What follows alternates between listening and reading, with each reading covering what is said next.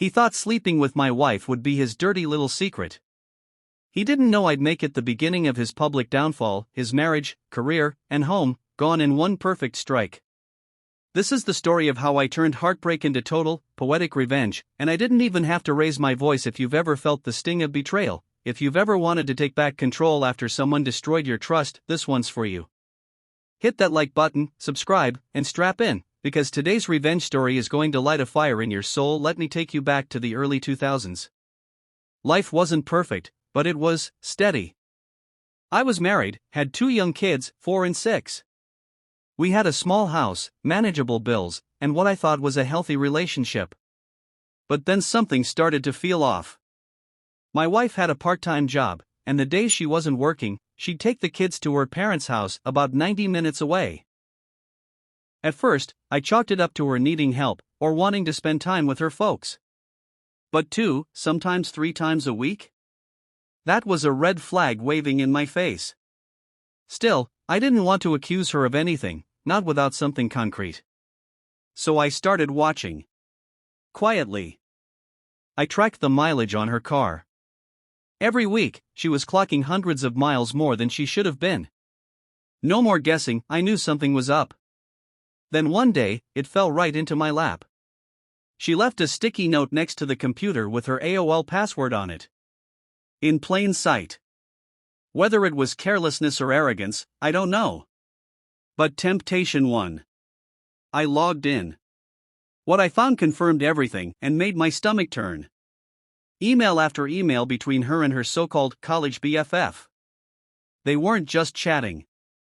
They were gossiping about how my wife had been regularly screwing around with one of her high school exes. Laughing about it. Mocking his wife. Calling her fat after having kids. It wasn't just betrayal. It was cruelty. Callous. Cold. I printed those emails and hid them in a folder marked tax documents. But I wasn't ready to confront her, not yet. I needed the whole picture. That's when I called in a favor.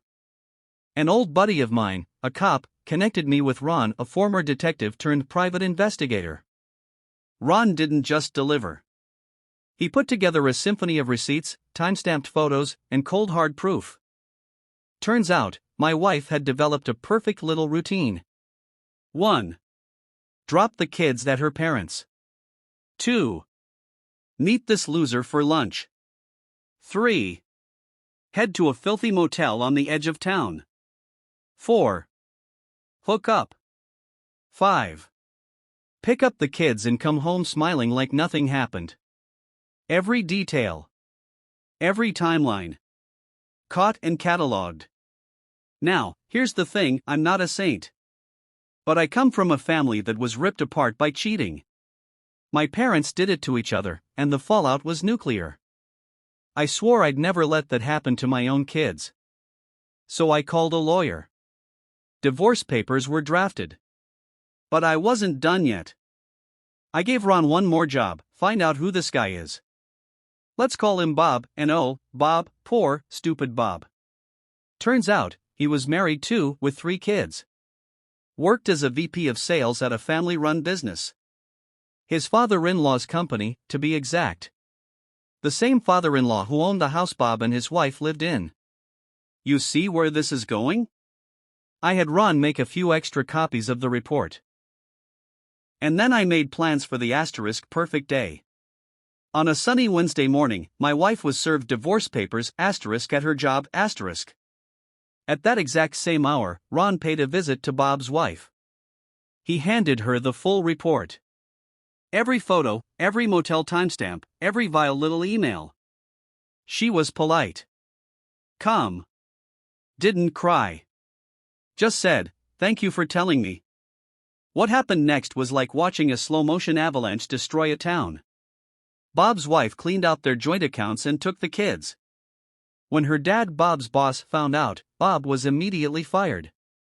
The house? Eviction notice within a week. Publicly available court documents show the divorce was a bloodbath. Screaming matches. Restraining orders. At one point, her brother broke Bob's nose during a confrontation on their old front lawn. Bob got arrested multiple times. Public disturbances. Violating restraining orders. His reputation? Ashes.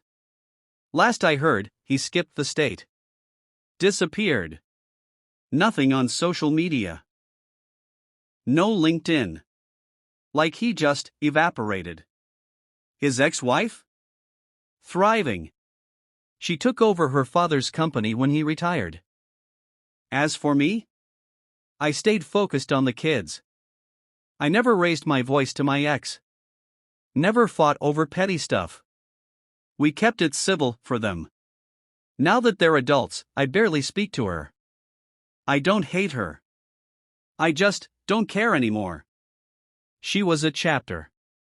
A lesson. A warning. Revenge didn't fix what she broke. But it did remind me that justice doesn't always wear a badge or swing a gavel. Sometimes, it just takes patience, and a PI named Ronnie asterisk. If that revenge hit you right in the soul, smash the like button. Seriously, it helps a ton. And tell me in the comments, what's the coldest act of revenge you've ever witnessed or dreamed of pulling off? Don't forget to subscribe for more real stories of karma coming back with a vengeance. I've got plenty more where this came from asterisk.